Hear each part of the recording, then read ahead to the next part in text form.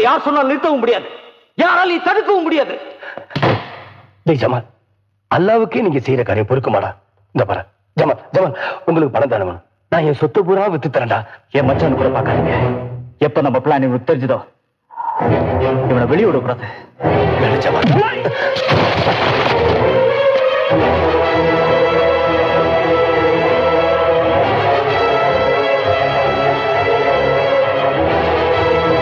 வேண்டாம், நான் யார்ட்டையும் சொல்ல மாட்டேன். தயவு செஞ்சு இதை விட்டுருங்க. நான் சொல்றதை கேளுங்க.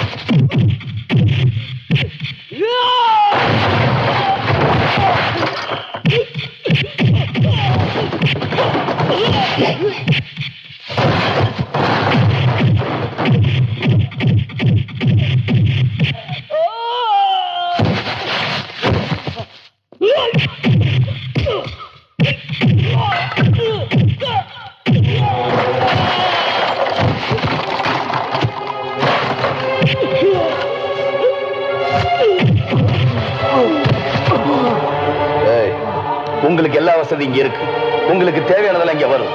முருகா, இவங்களுக்கு நீதான் காவல். இவங்களை வெளியே விட்டாதான குண்டு வெடிக்கும்.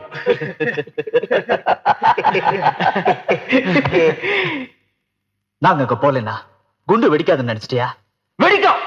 நாங்க போலனாலும் வெடிக்கும். எங்க இயக்கம் பல இடத்துல குண்டு வெடிக்க ஏற்பாடு பண்ணிருக்கு. அதை உன்னால தடுத்து நிறுத்த முடியாது. வேற யாரெல்லாம் குண்டு வைக்க போறாங்க? எங்க வைக்க போறாங்க? சொல்றா சொல்றா. அங்க போய் எங்க தலைவரை பார்த்த பிறகுதான் யார் யார் வராங்கன்னு எங்களுக்கு தெரியும். அது கூட தான் எங்களை பிடிச்சிட்டியே. அவன் தலைவர். அதுவும் அங்க போனதுக்கு அப்புறம் தான் எங்களுக்கு தெரியும் எங்க இயக்கத்தை பத்தி என்ன நினைச்ச. குறுக்க யார் வந்தாலும் வெட்டி சாச்சிட்டு எடுத்த காரியத்தை நடத்தாம விட. எதுக்கு பெற இயக்கம்? ஒண்ணும் தெரியாத ஜனங்களை கூட்டம் கூட்டமா குண்டு வச்சு கொள்றீங்களே, அதுக்கு பெறடா இயக்கம். தப்பான வழியில தூண்டி விடுறீங்களே, அதுக்கு பெறடா இயக்கம். பள்ளிக்கூடத்து போற பசங்க மனச மாத்தி குண்டு வைக்க கத்து கொடுக்கறீங்களே, அதுக்கு பெறடா இயக்கம். தாமதிக்க மாதிரி நடந்துக்கிறீங்களே, அதுக்கு பெறடா இயக்கம். சொல்ல மாட்டீங்களா? தெரிஞ்சாலும் சொல்ல மாட்டீங்க. விஷச்செடியோட இலைய பறிச்சதோட நிக்க மாட்டேன், அத வேரோட பிடிக்கிட்டு தான் பாருங்க. நடக்க கூடாது கமால், இதை நடக்க விடக்கூடாது. அந்த 4 பேரை இப்படி ஒரு காரியத்தை செய்ய தோணுது எது? இப்படி ஒரு இந்தியாவை பார்க்கறதுக்கா தடியடிபட்டு சதையெல்லாம் பிஞ்சு போறப்ப கூட வந்தே மாதரம் வந்தே மாதரம்னு கோஷம் போட்டோம். இப்படி ஒரு இந்தியாவை பார்க்கறதுக்கா துப்பாக்கி குண்டெல்லாம் மார்பை தொலைச்சு எலும்பெல்லாம் நொறுங்கினப்ப கூட வெள்ளையனே வெளியேறுன்னு கோஷம் போட்டாங்க. சுதந்திரத்துக்காக போராடினாங்களே, ஜாதி மதமா பார்த்தாங்க. இந்தியன் ஒரே வெறியோட தானே போராடினாங்க. இப்போ ஜாதியோட பேரை சொல்லி மதத்தோட பேரை சொல்லி இந்தியாவே அழிச்சுக்கிட்டு இருக்காங்களே. சுதந்திர போராட்டத்திலே கலந்துகிட்டவன் 50 வருஷமா தலை நிமிர்ந்து நடந்துகிட்டு இருந்தேனே, அதுக்காக இப்ப வெட்கப்படுறேன்டா. இந்தியா இப்படி ஒரு ரத்த வெறி பிடிச்ச தலைமுறையை உருவாக்கும் தெரிஞ்சிருந்தா மகாத்மா காந்தியே போராடி இருக்க மாட்டார். கமால்,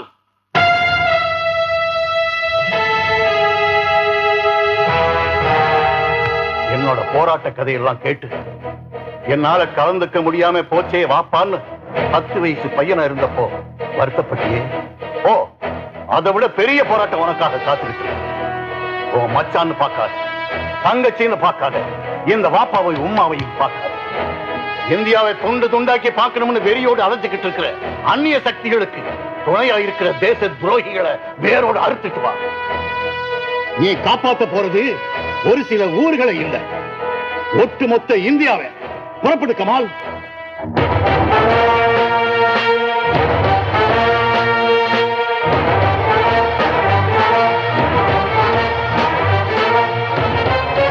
உயிரே போனாலும் சரி, அந்த துரோகிகளோட திட்டத்தை நிறைவேற்ற விடமாட்டேனாப்பா.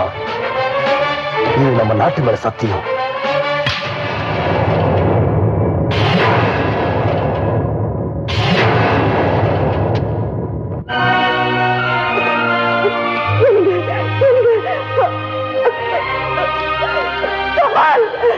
திரும்பி பார்க்காத. அந்த கையில எடுத்தப்போ எதுக்காக குறி வச்சானோ அதை தவிர வேற ஒண்ணுமே கண்ணுக்கு தெரியலன்னு சொன்ன அர்ஜுனன மாதிரி போ.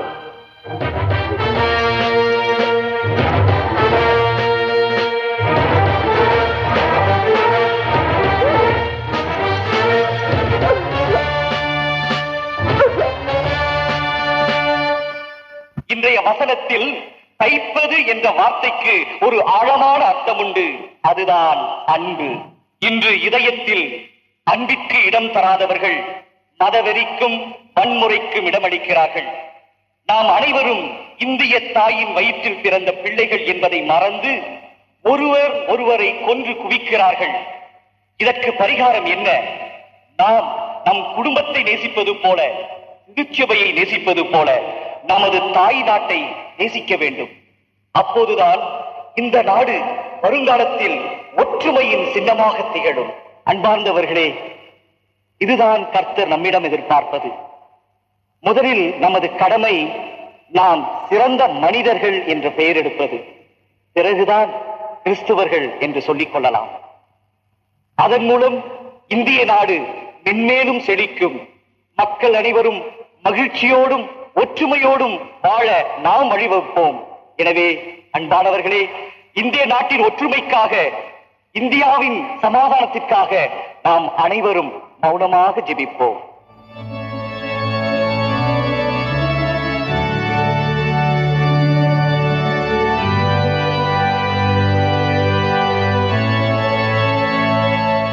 இல்லாமல்ல இறைவன் பிதா, சுதன், பரிசுத்தாவி உங்களை சிறப்பாக ஆசீர்வதிப்பாராக. திருப்பலி முடிந்தது. சென்று வாருங்கள்.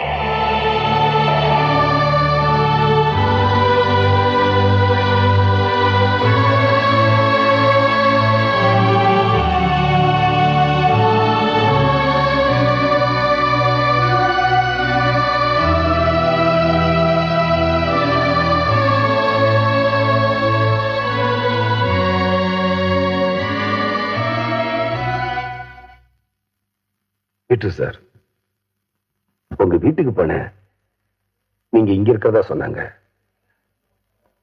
உங்ககிட்ட ஒரு முக்கியமான விஷயம் பேசணும்.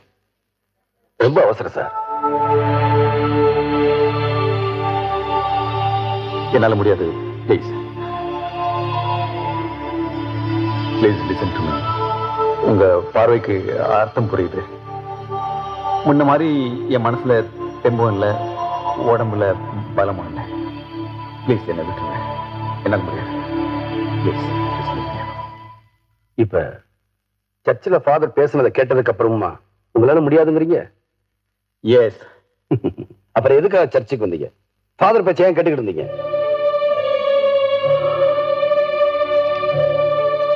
இதே சேர்த்துல தான் எனக்கும் ஸ்டெல்லாவுக்கும் கல்யாணம் நடந்துச்சு. இதே சேர்த்துல தான் என் ஸ்டெல்லாவோட சவப்பெட்டிக்கும் என் பொண்ணு ரோசியோட சவப்பெட்டிக்கும் கடைசி பிரார்த்தனை நடந்துச்சு. ஒரு நாள் ராத்திரி திடீர்னு தீவிரவாதிங்க வச்ச பாம்பை டிஃப்யூஸ் பண்ணணும்னு ஆர்டர் வந்துச்சு. இல்லைன்னா ஆயிரக்கணக்கான உயிர்களுக்கும் கோடிக்கணக்கான பொருளுக்கும் சேதம் ஏற்படும். உடனே நான் கிளம்ப தயாராயிட்டேன். கிளம்பும் போது ஒரு போன். யார் தெரியுமா? தீவிரவாதிங்க. அந்த பாம்பை டிஃப்யூஸ் பண்ணா உன் மனைவியும் குழந்தையும் உயிரோடு இருக்க மாட்டாங்கன்னு மிரட்டினாங்க. நான் கொஞ்சம் தடுமாறிட்டேன். என் மனைவி, எங்க 2 பேரை பத்தி கவலைப்படாதீங்க. நீங்க போய் அந்த ஆயிரக்கணக்கான மக்களை காப்பாத்துங்க, இந்த நாட்டை காப்பாத்துங்க தைரியம் சொல்லி அனுப்பிச்சேன். நான் போய் பாம்பை வெடிக்க விடாம போய் மக்களை எல்லாம் காப்பாத்திட்டேன். ஆனா நான் உயிருக்கு உயிரா நேச ஸ்டெல்லாவையும் ரோசியையும் யாராலையும் காப்பாற்ற முடியல. இதோ இங்க புதைக்கிறதுக்கு அவங்க உடம்பு முழுசா கூட என் கை கிடைக்கல. செதறி போய் சின்ன பின்னமா பொட்டலம் பொட்டலமா.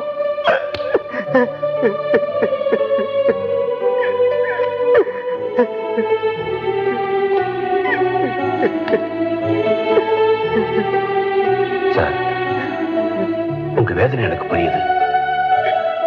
நான் மட்டும் இல்ல, இந்த நாட்டு மக்கள் எல்லாருமே உங்க துயரத்துல பங்கெடுக்க கடமைப்பட்டிருக்கோம். எப்பேற்பட்ட இந்திய பெண்ணா உங்க மனைவி வாழ்ந்திருக்காங்க. அதை நினைச்சு நான் ரொம்ப பெருமைப்படுறேன் சார். பெருமைப்பட்ட பிரயோஜனம் எல்லாம் அவரோட போயிடுச்சு. அவ போன பிறகு வேலையை வேணா ஒண்ணு வேணான்னு தூக்கிருச்சுட்டேன். நான் நத்திங் சார். ஏதோ நடமாடிட்டு இருக்கேன், அவ்வளவுதான். நீங்க போங்க சார், போங்க. நான் ஒரு முஸ்லீமா இருந்தாலும் சர்ச்சில் ஃபாதர் பேசினதை கேட்டதுக்கு அப்புறம் எனக்குள்ள இருக்கிற தன்னம்பிக்கையும் நாட்டுப்பற்றும் 1000 மடங்கு அதிகமாயிருச்சு. ஏன்னா நான் ஒரு இந்தியன்.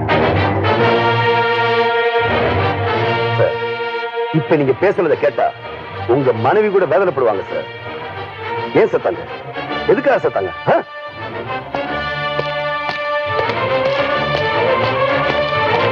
கமால்,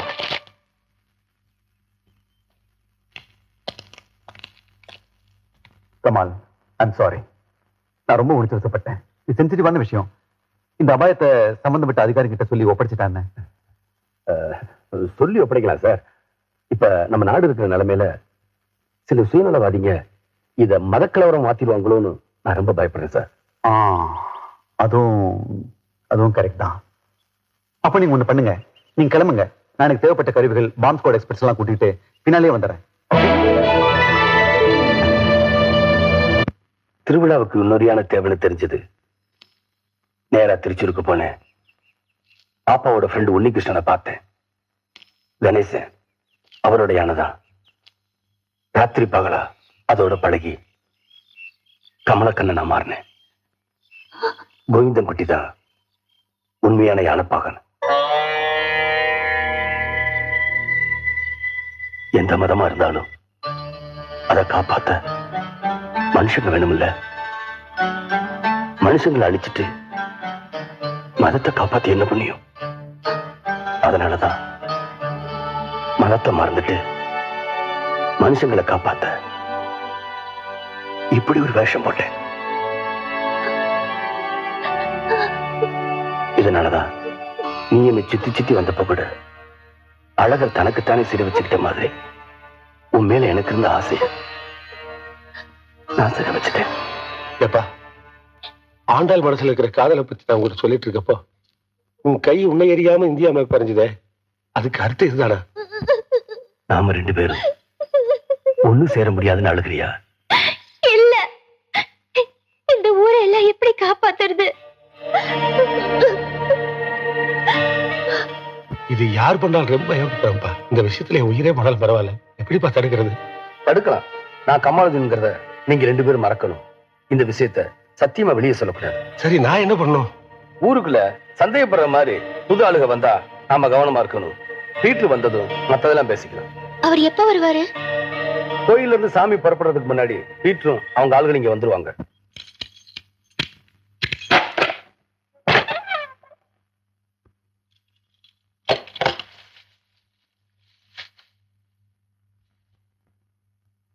குர்ஆன்,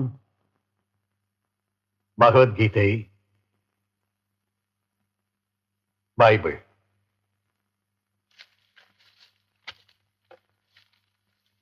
தோசை,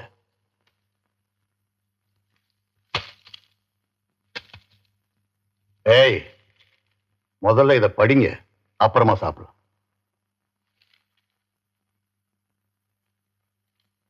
இன்னும் எத்தனை நாளைக்கு இதெல்லாம்? என் மகன் திரும்பி வர்ற வரைக்கும். ஊரோட ஊரா சேர்ந்து உன் பிள்ளையும் செதறி போயிட்ட. என் மகனை யாருன்னு நினைச்ச? சிங்கண்டா. உன்ன மாதிரி துரோகிங்க வைக்கிற குண்டெல்லாம் அவனை ஒண்ணும் பண்ணிட முடியாது. தனியா போயிருக்கான்னு நினைக்கிறியா? அல்லாஹ் அவன் கூடவே இருக்காரா. உன் கூட்டாளிகளை அழிக்கிறதுக்கு அவனுக்கு துப்பாக்கியோ பீரங்கிய தேவையில்லை. ஒவ்வொரு முறை இதயம் துடிக்கும் போதும் தான் ஒரு இந்தியன் நினைச்சுக்கிட்டு இருக்கானே, அந்த ஒரு நினைப்பே போதுண்டா துரோகிகளை சர்வ நாசமாக்கி. அன்பும் அகிம்சை தான் இஸ்லாத்தோட வழிமுறைன்னு உங்களுக்கு தெரியுமில்ல? அப்பாவி மனுஷங்களை கொல்றது பாவம்னு குர்ஆன்ல சொல்லி இருக்கிறது உங்களுக்கு தெரியுமில்ல? அதுல இருக்கிற ஒரு வரிக்கு ஏத்த மாதிரியாவது வாழ்ந்தே.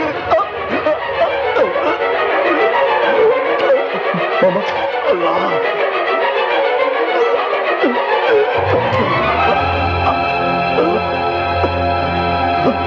மாமா என்னாச்சு மாமா? மாமா என்ன ஆச்சு மாமா? மாமா சொல்லுங்க மாமா. வேண்டாம், முஸ்லிமா இருந்துகிட்டு இஸ்லாமுக்கு களங்கத்தை ஏற்படுத்துறீங்க. அல்லாஹ் அல்லாஹ் அல்லாஹ்.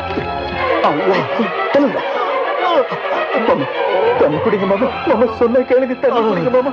மாமா ப்ளீஸ் தண்ணி குடிங்க மாமா. மாமா சின்ன வயசுலயே பாரத மாதாவுக்கு ஜெயன்னு கோஷம் போட்ட வாயிடா இது. சொன்ன மாதிரி ஆளுங்க குடுக்கிற பச்சை தண்ணிய கூட குடிக்காது. அல்லாஹ் முருகா, ஐயா முருகா, என்னாச்சு முருகா, ஐயா?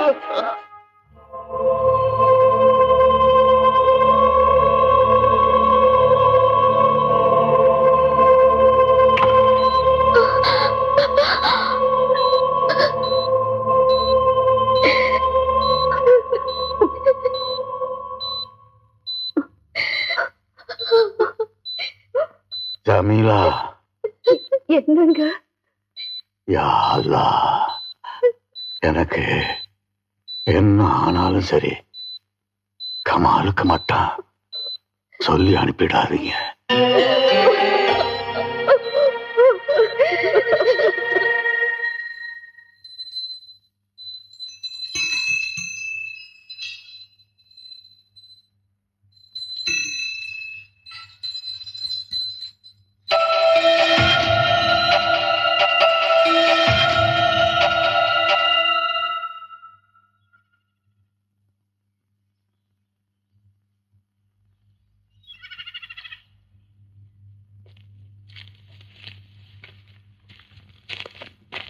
எங்க நீங்க வராம போயிருக்கணும் ரொம்ப பயந்துகிட்டு இருந்தேன்.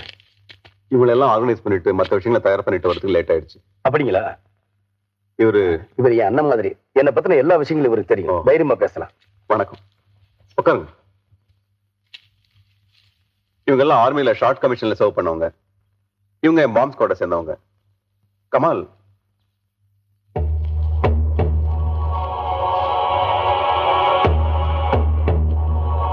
முருகா, நீ எதுக்கா இங்க வந்த? உங்களை பார்க்கணும்னாரு.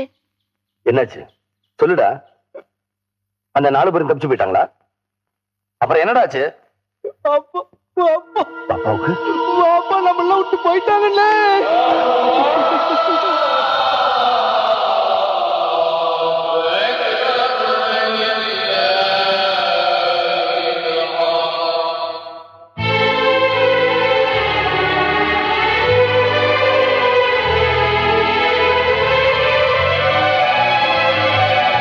உங்களுக்கு எந்த தகவலும் தரக்கூடாதுன்னு பாப்பா உறுதியா இருந்துட்டாருன்னு உமாக்குதான் மனசு தாங்கல. நீங்க வராம எந்த காரியம் நடக்கூடாதுன்னு கையோட கூட்டு வர சொன்னாங்க. தம்பி, நீ இப்பவே புறப்படுப்பா. கமால், நீங்க போயிட்டு வாங்க. I take care. எடுத்த காரியத்தை முடிக்கிற வரைக்கும் எதையும் எதுக்காகவும் திரும்பி பார்க்க கூடாது. பாப்பா கட்டளையிட்டு இருக்கார். நான் இங்க இருந்து இந்த காரியத்தை செஞ்சு முடிச்சாதான் பாப்பாவோட ஆத்மா சாந்தி அடி.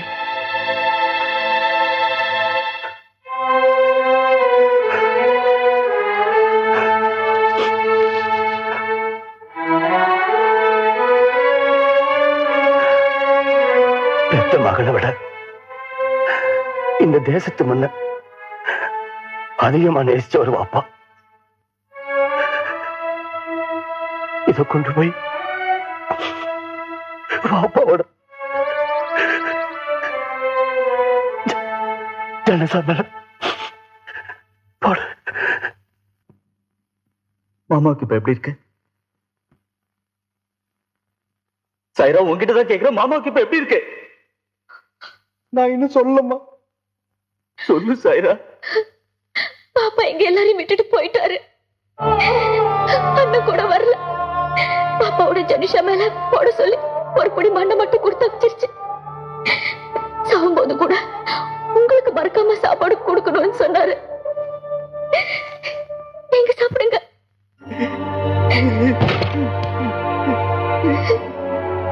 எல்லாம் நம்மளாலதான். காசு காசுப்பட்டு வெறி பிடிச்சு சொந்த மண்ணுக்கே துரோகம் பண்ணிட்டோம். தன்னோட சாவுதான் நம்மள திருத்தம்னு மாமா மவுத் ஆயிட்டார். இப்ப கூட நம்ம திருந்தலைன்னு எல்லாம் மன்னிக்க மாட்டாரா? கமாலோட போய் அந்த ஊர்களை எல்லாம் காப்பாத்துவோம். சாயிரா, கதவு திறந்து விடு. சாயிரா, இப்பவும் நீ எங்களை நம்பலன்னா பாப்பாவை பறி கொடுத்த மாதிரி கமாலையும் பறி கொடுக்க வேண்டி வரும்.